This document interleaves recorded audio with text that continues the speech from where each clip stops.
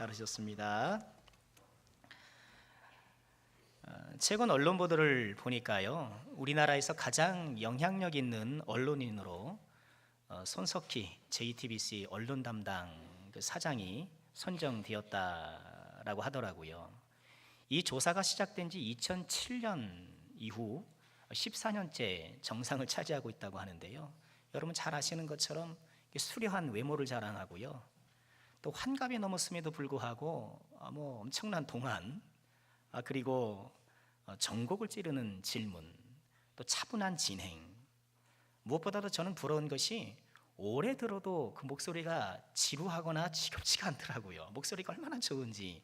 아니, 그런 분들이 좀 목사가 되어서 설교를 하면 얼마나 좋을까요? 그 중에서도 가장 돋보이는 것은 토론 진행이 아닌가 싶어요.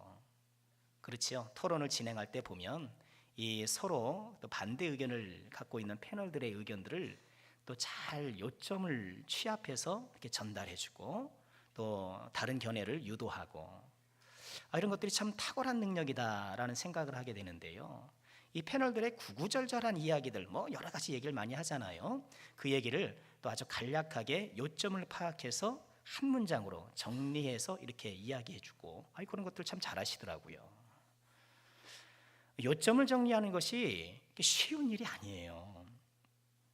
대학 시절에 저는 그다지 영민하지 못한 학생이라 가장 어려웠던 숙제 가운데 하나가 그 책을 읽고 요약하는 것이었습니다. 여러분, 요약하는 것은 단순히 분량을 줄이는 것이 아니고, 여러분, 요약의 사전적 의미가 그렇더라고요. 말이나 글에 요점을 찾아서 간추리는 것, 이렇게 정의가 되어 있더라고요. 그러니까 분량만 단순히 줄이는 것이 아니라 요점을 잡아서 그 요점에 따라서 이 내용을 간추려야 하기 때문에 저는 생각처럼 그렇게 쉽지가 않더라고요. 또 가만 생각해 보면 어려서부터 그런 일을 하도록, 그런 일들을 그런 요약을 할 수 있도록 배워본 적도 없는 것 같아요.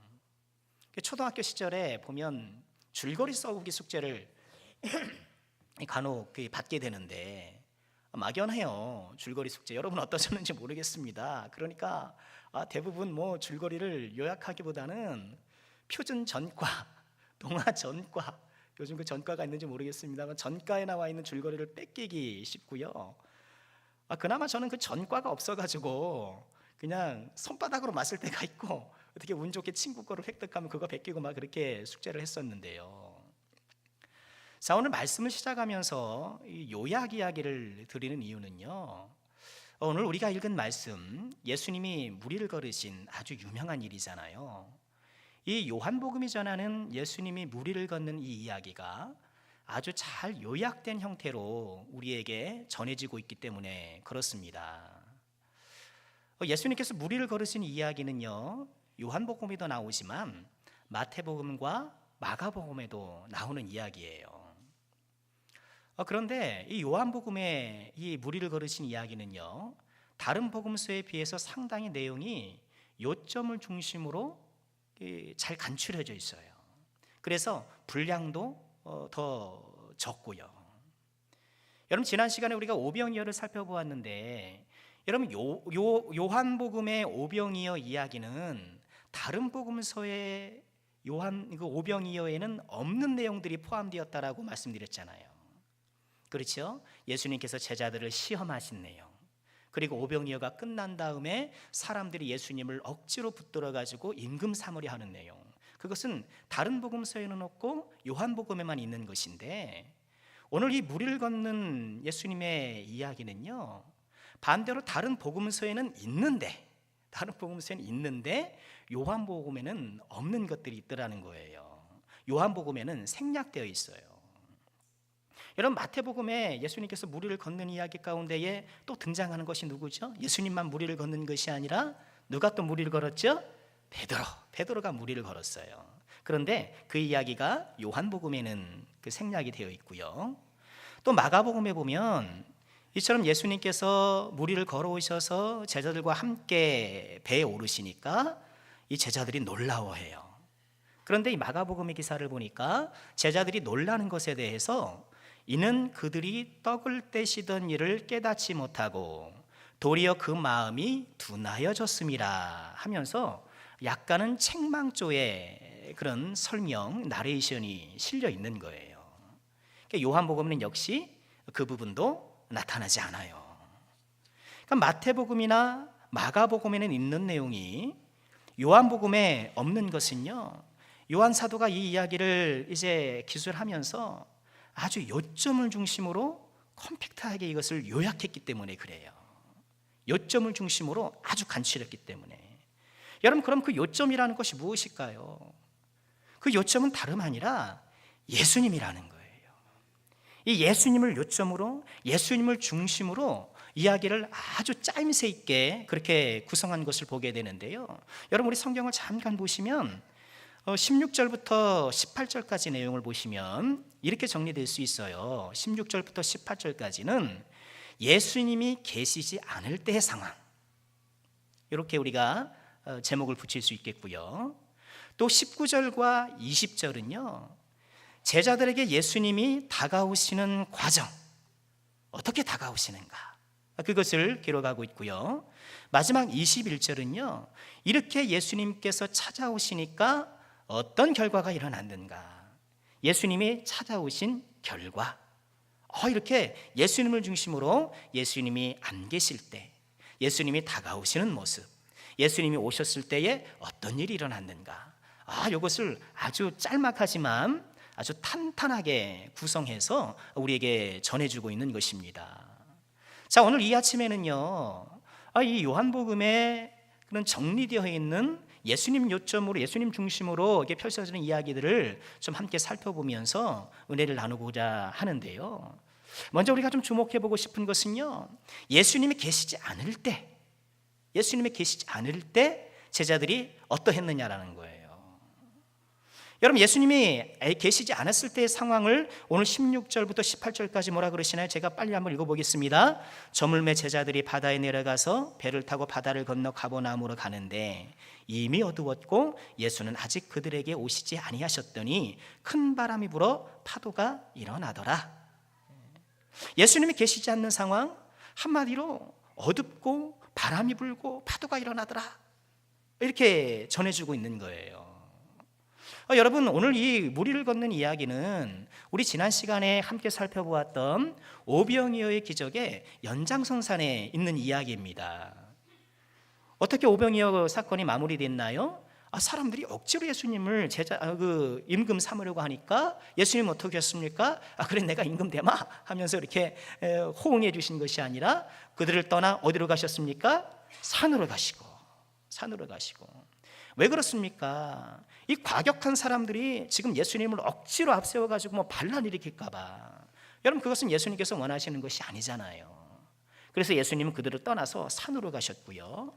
또 예수님이 산으로 가셨을 뿐만 아니라 이 제자들도 이 사람들이 또 제자들에게 어떻게 좀 해가지고 예수님을 설득해봐라 이렇게 할 수도 있는 것 아닙니까? 그러니까 다른 복음서를 보니까 제자들도 재촉해서 바다 건너편, 갈릴리 호수 건너편으로 가게 하셨다, 그렇게 되어 있거든요. 자, 예수님은 산으로 올라가시고 제자들은 예수님의 재촉에 따라서 지금 바다 건너편으로 지금 배를 저어 가는데 어떻게 해요? 큰 바람이 불고 파도가 일어나고. 여러분, 오늘 복음서에는 그것이 포함되어 있지 않습니다만, 이 표현이 없습니다만, 다른 복음서를 보니까 고난을 당하더라, 제자들이 고난을 당하더라, 그렇게 설명하고 있습니다. 여러분, 이처럼 제자들이 고난당하는 이유를 오늘 17절에서는 아주 분명하게 우리에게 말씀해 주고 있어요. 그 이유가 뭐라고요? 예수는 아직 그들에게 오지 아니하셨다. 예수님이 없기 때문이라는 거예요. 예수님이 없기 때문에. 여러분, 이 예수님이 없기 때문이라는 이 이야기는요, 지금 예수님의 부재 상황 가운데에 이 예수님의 제자들이 당하고 있는 모든 고난과 이 어려움의 모습은요, 예수 없는 인생이 얼마나 혼란스럽고 어려움 가운데 빠져 있는가, 그것을 보여주는 거예요. 여러분, 예수 없는 인생의 모습을 오늘 본문에 상징적으로 보여주는 단어들이 몇 개 있는데요, 그 가운데 하나가 큰 바람이라는 것이고요, 또 파도라는 것이고요. 여러분 이런 것들도 예수 없는 상황을 표현해 주는 것이겠습니다만 가장 함축적으로 표현하고 우리가 눈여겨봐야 될 그 표현은요 17절에 나오는 어두움이에요. 어두움. 이미 어두웠고 이 마태복음과 마가복음을 보면은요 이 바람과 파도가 일어났다 그런 얘기는 동일하게 전하지만 마태복음과 마가복음은요 특이한 것이 이때가 밤 사경이었다. 밤 사경이면 지금쯤 밤 이 저녁 시간을 4등분해 가지고 새벽 3시부터 6시까지 시간이거든요. 밤 사경이었다 이렇게 시간으로 그때를 얘기를 하는데 요한복음은요 어두워졌다, 어둠이다라고 이렇게 이야기하고 있는 거예요. 여러분 요한복음이 어둠이라는 단어를 이렇게 사용하는 것은요 이 단어가 매우 중요하기 때문에 그래요. 요한복음에서.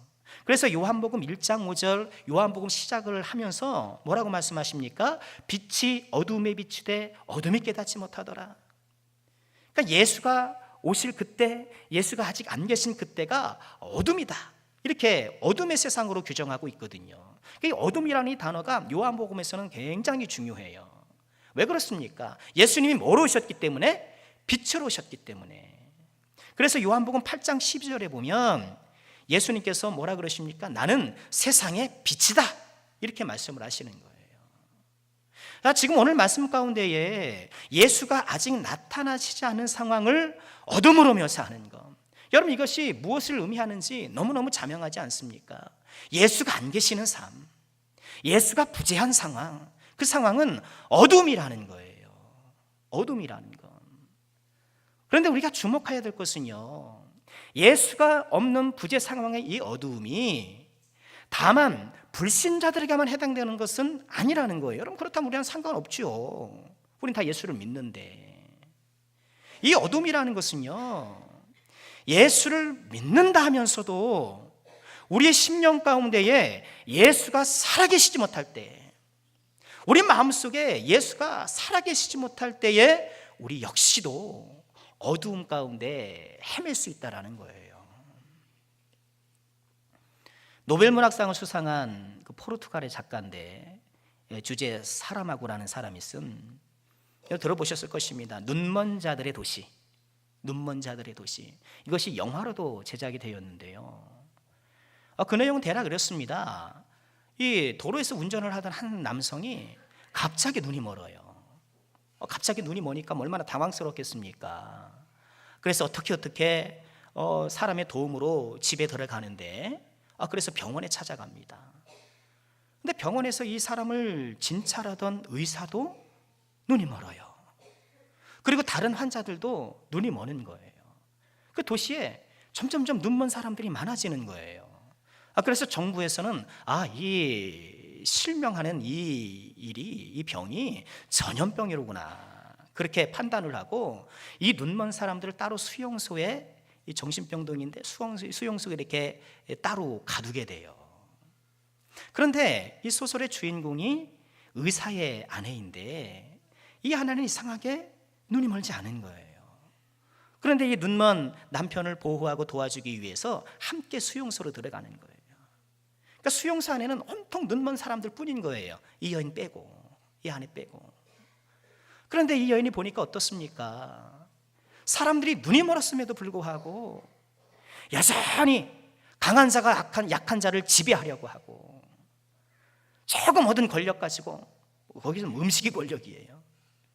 그 권력 가지고 막 악한 욕망을 채우려고 하고, 눈이 멀었음에도 불구하고 바깥 세상하고 똑같은 거예요. 여러분 그 소설이 이야기하는 바가 뭐겠습니까? 지금 우리가 눈을 다 이렇게 분명히 뜨고 살지만 이 세상은 어두운 세상, 눈먼 자들의 도시, 눈먼 자들의 세상이라는 거예요. 여러분 그렇습니다. 우리는 눈먼 자들의 세상 가운데 살아가는 사람들이에요. 여러분 그런데 우리의 정체성이라는 것은 무엇입니까? 이 수용소에서 유일하게 눈뜬 사람, 눈먼 자들의 도시에서 유일하게 눈뜬 사람으로 살아가는 이 사람처럼 저와 여러분을 눈먼 도시, 눈먼 세상 같은 이 시대에 눈뜬 자로 보내주신 것, 눈뜬 자가 되어 살아가게 하셨는데 여러분, 우리는 과연 눈을 뜬 자이냐 하는 거예요. 예수가 내 안에 살아있지 못하면은요, 내가 눈먼 자로 살 수밖에 없어요. 여러분, 우리가 이것을 정말 마음에 새겨야 합니다. 예수님을 믿어도, 교회를 다녀도, 오랫동안 신앙생활해도 정말 마음 중심에 예수가 살아있고 말씀이 살아있지 않으면 눈먼 자로 살게 되더라는 거예요. 지난 주간에 최근 그 세습 문제로 시끄러운 서울의 대형 교회가 한 고발 프로그램에 등장한 일이 있었습니다. 800억 비자금 이렇게 제목을 붙였더라고요. 그 프로그램에서 보여준 그 교회의 모습이 이거 너무 안타깝더라고요. 여러분, 저는 세상의 언론이 교회를 정확히 못 본다고 생각해요. 그러잖아요. 교회의 특유의 모습이 있잖아요. 교회의 독특한 모습이 있기 때문에 어떤 세상의 일방적인 잣대로 교회를 평가하기에는 무리하는 측면이 분명히 있건 사실이에요. 그래서 저는 그래도 이해하려는 마음으로 그것을 보려고 했는데 이해가 안 되더라고요. 세습을 한 것만 해도 부끄러운 일인데, 세습을 한 것만 해도 부끄러운 일인데 800억 비자금이네, 1000억대 부동산이네. 여러분, 교회 역사관이라고 지어놓고서는요, 그 설립자 원로 목사님 막 치적 자랑하고 그 사람 막 띄우고요. 제가 좀 기가 막히게 본 것은요, 아니 그 원로 목사님의 실물 크기 사진을 교회 곳곳에 놓고 그랬더니 성도님들 거기 사진에 가서 같이 사진을 찍는 거예요. 목사님하고 사진 찍어야지 이러면서. 목사님을 사랑하고 존경하는 마음은 당연히 있어야 되겠습니다만 지나치잖아요. 생각해 보세요. 여러분, 교회 입구에 제 실물 사진 크기가 딱 있다고 생각해 보십시오. 지금 웃으시잖아요. 얼마나 웃긴 일입니까? 무슨 목적에서 그걸 만들었는지 모르겠습니다만 만들어 놓은 자체가 이상한 거죠. 우린 사람 사진 찍게 하려고 그런 것이 아닙니다 라고 변명할지라도 만들어 놓은 게 이상한 거죠. 그 교회 주변에 그걸 왜 세워놓습니까? 교회 간증을 자주 하나 봐요. 그 교회는. 근데 간증하는 사람들이 다 끝날 때마다 하나님 감사합니다, 목사님 사랑합니다, 하나님 감사합니다, 목사님 사랑합니다. 얼마나 좋아하는지 몰라요. 근데 누가 한 명이 그렇게 시작하면 뒷사람은 안 할 수가 없어요. 그렇죠? 처음 시작하는 사람이 하나님 감사합니다, 목사님 사랑합니다 이러면 그 다음에 간증하는 사람 또 그렇게 해야지 안 할 수가 없잖아요. 가관인 것은 전임 대통령이 교회에 왔다고 꽃다발 주면서 박수치고 환영해 주더라고요. 여러분, 저는 그 이해를 해요. 여러분, 좀 유명 인사가 교회에 오면 우리가 좀 특별히 좀 그분들을 차별한다는 것이 아니라, 그렇죠? 좀 환영해 줄 수 있죠. 환영해 줄 수 있죠. 근데 너무 지나치더라고요.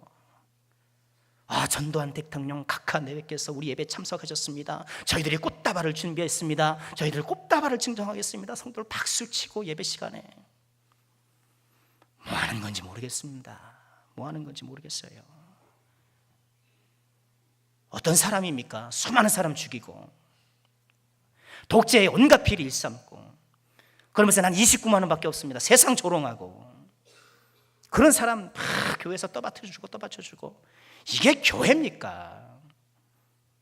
물론 그런 분들이라도 교회 와서 또 회개하고 새롭게 되면 당연히 우리는 감사한 일이고 그분들 얼마든지 교회에 와야 되겠죠. 그런데 왔다고 꽃다발 증전하고 교회가 이게 교회냐는 거예요. 말도 안 되잖아요. 야고보서 2장 1절 이하에는 뭐라고 말씀하십니까? 내 형제들아, 영광의 주 곧 우리 주 예수 그리스도에 대한 믿음을 너희가 가졌으니 사람을 차별하여 대하지 말라. 만일 너희 회당에 금가락지를 끼고 아름다운 옷을 입은 사람이 들어오고 또 남루한 옷을 입은 가난한 사람이 들어올 때에 너희가 아름다운 옷을 입은 자를 눈여겨보고 말하되 여기 좋은 자리에 앉으소서 하고 또 가난한 자에게 말하되 너는 거기 서 있든지 내 발등상 아래에 앉으라 하면 너희끼리 서로 차별하며 악한 생각으로 판단하는 자가 되는 것이 아니냐. 우리 주님이 다 내다보고 계신 거예요. 2000년 전에. 2000년 전에 교회도 그렇게 인감냄새 풀풀 나니까 이렇게 글에다가 인쇄해서 새겨서 우리에게 전해주시는 것 아닙니까? 교회가 그러면 안 된다라고 이렇게 분명하게 기록하여 남겨주셨음에도 불구하고 뭐 이유가 있겠지, 이 말씀은 왜 모르겠습니까? 맨날 성경 보는 사람들인데, 설교하는 사람들인데. 그런데요, 눈이 멀면 못 보는 거예요. 순간적으로 눈이 멀면 말씀이 보이지 않는 거예요. 여러분, 오늘날 조국교회가 눈먼 자들의 도시가 아니라 눈먼 자들의 교회가 되는 건 아닌지 정말 우리가 경각심을 가져야 되고요. 여러분, 우리가 이런 사태를 바라보면서 다만 개탄하고, 여러분 제가 뭐 비난하고저만한 얘기하는 것이 절대 아닌 것을 이해해 주시길 바랍니다. 여러분, 우리 자신을 돌아봐야 되겠죠. 우리 자신을 돌아봐야겠죠. 우리 역시 예수가 내 안에 살아있지 않으면 눈먼 자가 되어 살아간다는 거예요. 어둠 가운데 살아간다는 거예요. 나 안에 정말 예수가 살아있는가? 예수라는 등불이, 아니 말씀이라는 등불이 내 안에 정말 불타게 살아있는가? 여러분, 우리가 정말 점검해야 돼요.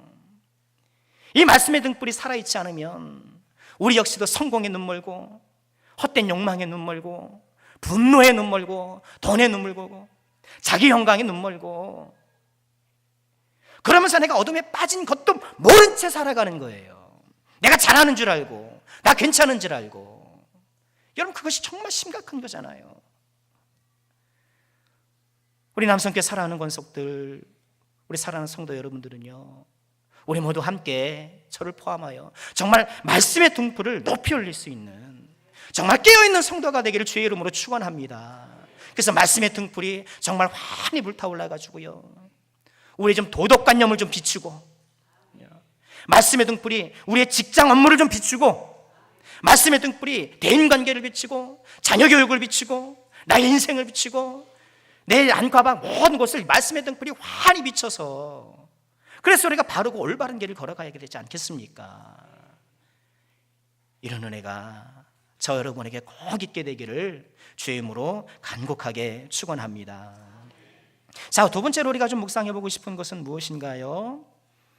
예수님이 오시는 과정이에요. 자, 예수님이 오시는 과정을 보면 예수님이 어떻게 오시나요? 바다 위로 걸어서 오셔요. 우리 19절에 보니까 예수님께서 바다 위로 걸어서 오셔요. 아니, 왜 예수님께서 물 위를 걸어서 오시는 이런 방법을 선택하셨을까요? 어차피 물리적 법칙을 깨실 거라면 뭐 좀 허공을 날아서 오실 수도 있고, 좀 만화 같은 이야기입니다만, 아니 뭐 순간이동도 예수님은 가능하실 텐데 왜 물 위를 걸어오셨을까? 예수님께서 물 위를 걸어오신 데에는 그만한 의미가 있어요. 많은 학자들은요, 예수님께서 이렇게 물 위를 걷는 것을 출애굽의 재현과 연관지어 해석을 합니다. 여러분, 그 근거가 시편 77편 16절 19절 이게 대표적인데요. 77편 19절에 보면 이런 말씀이 있어요. 주의 길이 바다에 있었고 주의 곧은 길이 큰 물에 있었으나 주의 발자취를 알 수 없었나이다. 이게 출애굽을 생각하면서 시편 기자가 쓴 거거든요. 주의 길이 어디에 있어요? 바다에 있고, 주님께서 주의 곧은 길이 큰 물에 있었습니다. 이것이 출애굽을 떠올리는 그 얘기죠. 홍해를 건넜으니까요. 그래서 예수님이처럼 물 위를 걸어오시는 것은, 예수님께서 이 물 위를 걸어오시기로 선택하신 이유는 이 출애굽을 연상시켜서 예수님이 제2의 모세라는 것을 드러내기 위해서 오신 것이다. 이렇게 해석을 해요. 그렇죠. 예수님은 제2의 모세인 것이 분명하잖아요. 우리 지난 시간에 살펴본 것처럼 제2의 모세, 즉 메시아란 말이에요. 메시아. 지금 예수님께서 물 위를 걸어오시는 것은 내가 너희가 기다리는 바로 그 메시아다라는 것을 이렇게 행동으로 보여주시는 겁니다. 또한요, 예수님께서 이처럼 물 위를 걸어오시는 것은요, 마가복음을 우리가 참고해 보면 이 마가복음 좀 색다르게 표현하고 있는데요, 여러분 마가복음 7장 48절에 보시면 예수님께서 물 위를 걸어오시는 것을 이렇게 말하고 있습니다. 밤 사경쯤에 바다 위로 걸어서 그들에게 오사 지나가려고 하시매, 이렇게 되어 있어요. 그러니까 지나가려고 하시매.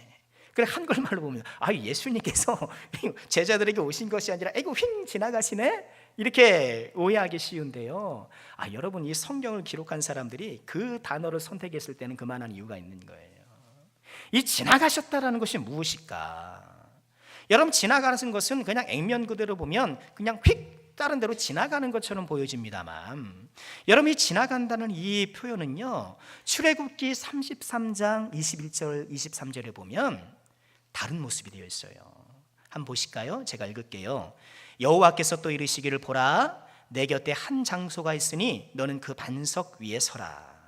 22절 보세요. 내 영광이 지나갈 때에 내가 너를 반석 틈에 두고 내가 지나도록 내 손으로 너를 덮었다가 손을 거두리니 내가 내 등을 볼 곳이 얼굴은 보지 못하리라. 자, 이게 무슨 말씀이냐면요, 모세가 하나님, 제가 하나님 영광을 좀 보고 싶습니다. 하나님 얼굴을 좀 보고 싶습니다. 하나님 보여주세요. 이렇게 기도했어요. 그랬더니 하나님께서 뭐라 그러십니까? 내가 영광을 보게 되면 아무도 살 수가 없다. 아무도 살 수가 없다. 그러니까 이 반석 사이에, 반석 틈에, 큰 바위 틈에 너를 두고 내가 너를 이렇게 손으로 덮어 지나간 후에 네가 나의 뒷모습을 보게 될 것이다. 이런 내용이에요. 이런 내용이에요. 그러니 지금 하나님께서 지나가시는 것, 하나님의 영광이 지나가는 것은 휙 가버리는 것이 아니라 뭐예요? 하나님이 나타나신다. 하나님이 좀 신학적인 표현으로 현현하신다 라는 그런 표현인 거예요. 그러니까 마가복음은요, 이 출애굽기 말씀을 이용해서, 그 표현을 사용해서 예수님, 물 위로 걸어오시는 예수님이 지나가신다, 즉 하나님께서 모세에게 나타나셨던 것처럼 너희에게 나타나신다. 지금 물 위로 걸으시는 예수님은요, 제2의 모세로 메시아로 지금 제자들에게 다가가는 것이고, 또 뭐예요? 하나님으로 지금 너희에게 다가갔다, 이렇게 행동으로 보여주시는 거예요. 지금 예수님의 제자들이 어떤 예수님을 지금 만나고 있는 거예요? 지금 풍랑으로 막 고전하고 있잖아요. 애쓰고 수고하고 있잖아요. 그들에게 찾아오시는 예수님이 메시아인 예수님, 하나님이신 예수님으로 이렇게 다가가고 있는 거예요. 그런데 문제가 있어요. 이렇게 예수님이 하나님의 모습으로 다가가는데 제자들이 어떤 반응을 보입니까? 제자들이 예수님을 알아보지 못하고 오히려 두려워해요. 마태복음과 마가복음을 보면 제자들이 유령이다 막 혼비백산하면서 그냥 막 무서워해요. 예수님이 하나님의 모습으로 찾아가니 제자들이 그것을 감당 못하고 두려워해요. 제자들이 두려워하는 마음을 우리 예수님께서 어떻게 진정시키나요? 말씀하셔서 내니 두려워 말라, 말씀하셔서 진정시켜 주셔요. 여러분, 여기서 우리가 정말 중요한 교훈을 얻게 돼요. 우리 인생의 두려움을 제거하고 안정감을 주는 것은요, 예수님의 말씀이라는 거예요. 말씀이라는 거예요. 예수님이 하나님의 거룩한 신성을 드러내서 다가올 때 제자들이 그것을 감당 못해서 두려워해요. 혼란스러워해요. 그러나 예수님께서 말씀하실 때 비로소 평안과 안정을 누리게 되는 거예요. 여러분, 그렇습니다. 여러분, 지금 우리는 하나님을 직접 대면할 수도 없고, 우리가 하나님을 직접 어떻게 대면하겠습니까? 오히려 그렇게 되면 큰 혼란이 생기고요. 여러분, 오늘날 어떤 이단들이 있습니까? 하나님과 직접 접촉하려는 그런 이단들이 있어요. 그 직통 계시를 받는다, 또 예언한다 하면서 나는 하나님과 특별한 관계에 있으니까 나한테 주시는 하나님의 말씀이 있어, 막 이러면서 마치 하나님과 내가 직접 교통하는 것처럼 이야기하고 떠드는 분들이 계시는데, 여러분, 그것이 바람직하지 못하다는 것을 오늘 말씀을 통해서 우리가 알게 되는 거예요. 존 칼빈은요, 이 구절을 주석하면서 이 담과 같은 이야기를 했어요. 그리스도께서 자신의 신성을 있는 그대로 드러내신다면 우리는 즉시 온갖 망상들에 빠져서 각 사람이 그리스도 대신에 자기 자신을 위한 우상을 만들어내기 때문이다. 얼마나 통찰력 있게 얘기했는지 몰라요. 여러분, 직통계시를 받는다, 예언을 받는다, 내가 하나님의 신성에 나는 직접 다가간다. 여러분, 그렇게 될 때 사람들은 망상에 빠지기 쉽다, 그런 부작용에 빠지기 쉽다, 그렇게 진단하고 있어요. 정확한 판단이에요. 여러분, 내가 하나님의 음성을 직접 듣는다, 하나님께서 뭐 나에게 말씀하신다, 이런 사람들 보면은요, 나중에는 헷갈려해요. 자기 마음에 떠오르는 심상을 성급하게 하나님의 말씀인 것으로 단정지을 가능성이 매우 높다라는 거예요. 여러분, 우리의 신앙생활의 방식이 이처럼 하나님과 직통 계시를 받고 뭐 예언을 받고 이런 식으로 하나님과 직접 교통하는 것이라면 예수님이 그런 걸 가르치셨겠죠. 하나님과 직통 교제하는 방법, 하나님께 예언 얻는 방법, 그런 거 가르치셨겠지요. 제자들 모아놓고, 야, 내가 너희들 하나님과 너희들 교감하는 방법 가르쳐 줄게, 그러셨겠죠. 근데 예수님 뭐라고 우리에게 부탁하셨나요? 마태복음 28장 19절 이하의 말씀 보면, 그러므로 너희는 가서 모든 민족을 제자 삼아 아버지, 아들과 성령 이름으로 세례를 베풀고, 20절, 내가 너희에게 분부한 모든 것을 가르쳐 지키게 하라. 예수님의 제자들이 나아가가지고 또 다른 제자들을 만나고 그들에게 세례를 주며 예수님의 제자를 삼을 때에 그들이 취해야 될 신앙생활의 방식 뭐예요? 예수님께서 분부한 모든 것을 가르치고, 즉 배우고, 그것을 지켜 행하고, 말씀 중심이라는 거예요. 말씀 중심이라는 거예요. 여러분, 우리에게는 성경이라는 완벽한 하나님의 말씀이 있기 때문에요. 여러분, 그래서 우리가 뭐 다른 이렇게 하나님의 뜻을 알겠다고 하는 시도는요, 우리에게 적합한 것이 아니라는 것을 여러분 꼭 기억하세요. 하나님, 제가 반찬 가게를 할까요? 하나님, 아니면 제가 빵집을 할까요? 하나님, 빨리 정해주세요. 마음은 알겠어요. 마음은 이해가 되겠어요.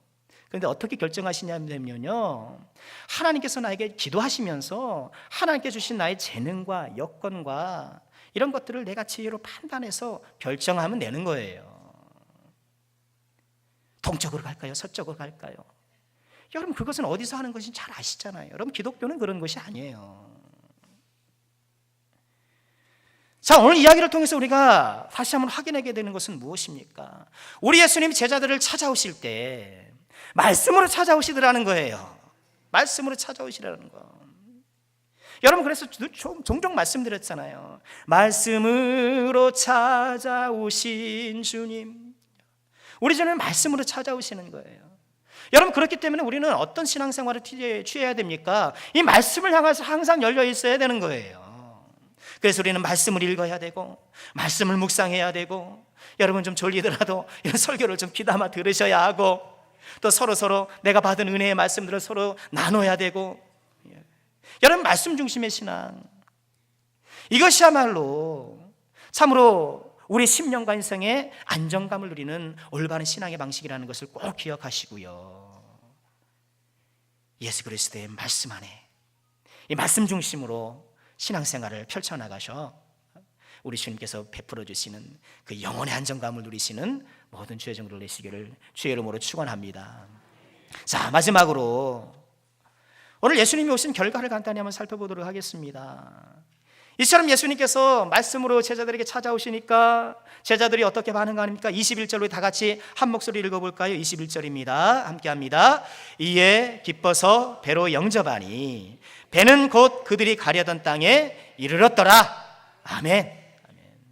제자들이 예수님을 보고 기뻐해서 내 배로 오르세요. 어쩌 이 배로 오르셔요? 지금 예수님을 모셔드리더라는 거예요. 예수님을 모셔드렸더니 모든 풍랑과 파도가 잔잔해지고, 오늘 표현은 없습니다. 다른 복음서에 그러잖아요. 이제 그 배가 원하던 곳으로 가게 되더라는 거예요. 여러분, 이 이야기가 우리에게 주는 것은 너무너무 명확하지 않습니까? 우리가 기쁨으로 말씀으로 찾아오신 예수님을 영접할 때에 내 인생이라는 배에 우리 예수님을 승선시키셔서 그 예수님이 나의 인생을 주도해 나갈 때에 우리의 삶이 참으로 평안의 항구, 우리가 마땅히 가야 될 그곳에 다다르게 된다는 것입니다. 여러분, 우리 예수님을 내 인생 배에 꼭 승선시켜드리기를 주의 이름으로 축원합니다. 여러분, 저는 해군을 나왔습니다. 우리 철이 형제 해군 나왔어요. 해군. 예. 우리는 해군이다. 바다의 용사. 해군은요, 그 현문 당직이라는 것이 있습니다. 배를 이제 그 부대에 정박시키면 이제 육지로 오갈 수 있잖아요. 근데 뭐 아무나 이렇게 막 타고 들어갈 수 없잖아요. 그러니까 들어가는 입구를 현문이라고 이름 붙이고요. 그 현문에 이제 사병들이 당직을 서게 돼요. 현문 당직을 쓰는 사람이 해야 될 주요 임무 가운데 하나가 주요 인사가 배에 오를 때에 방송을 통해서 알려주는 거예요. 함내 모든 인원들에게 알려주는 거예요. 특별히 함장이 탔을 때는요, 타종을 해요. 2타 2회를 합니다. 땡땡 땡땡 이렇게 해요. 영광끈까지는 그렇고요, 원스타부터는 3번 치고, 포스타 이 대장부터는요 또 3번, 4번 치고 뭐 그런데요. 저는 2번까지밖에 안 쳐봐가지고. 그래서 함장이 딱 타면은요, 땡땡 땡땡 함장 승함. 그러면 우리 배에 이제 함장이 올라왔구나. 그래서 이제 긴장하게 되는 거죠. 또 배에서 내릴 때는 땡땡 땡땡 함장 하함 배에서 내렸다 이거예요. 또 개중에 영혼이 떠날 때가 있잖아요. 배에서 안 오고 그냥 떠날 때 있잖아요. 이제 제대하는 친구들을 위해서도 한 번씩 제대할 때 타종을 해줘요. 그래서 땅땅 병장 이학진 이함 완전히 떠났다 이거예요. 그래 나는 이함이다 안녕. 여러분, 우리 인생의 배에 우리 예수님이 승선하시는 타종 소리, 땡땡 땡땡. 우리 예수님은 엄청나게 이제 높으신 분이니까 뭐냐 하루 종일 째야 돼요. 땡땡땡땡땡땡땡. 예수님 승함. 예수님께서 우리 인생의 배에 다 올라타시기만 하시면 그 예수님께 이 배의 키를 내어드리고, 주님이 운전하세요. 선장의 자리, 함장의 자리를 내어드리고 그 말씀에 따라 살아간다면, 여러분, 우리의 삶이 우리 주님께서 우리를 향해 계획하셨던 그 목적지에 평안하게 다다르고 우리 인생이 아름답게 펼쳐지리라 오늘 말씀이 우리에게 약속해 주고 계시는 것입니다. 말씀 마치겠습니다. 예수를 믿는다 하면서도 우리 마음에 예수가 없다면 우리는 눈먼 자가 되어서 어둠 속을 헤매게 될 것입니다. 말씀의 등불을 환히 밝혀서 이 믿음의 올바른 길을 걸어가는 저 여러분 되기를 주의 이름으로 축원하고요, 말씀으로 찾아오시는 주님 우리가 기쁘게 영접하여서 우리 배에 선장 되신 예수님의 인도 따라 인생의 모든 바람과 풍랑을 넉넉히 이겨내 마침내 평안의 항구에 다다르는 주의 사랑하는 모든 권속들 되시기를 주의 이름으로 축원합니다. 우리 함께 찬양하며 주 앞에 나가겠습니다.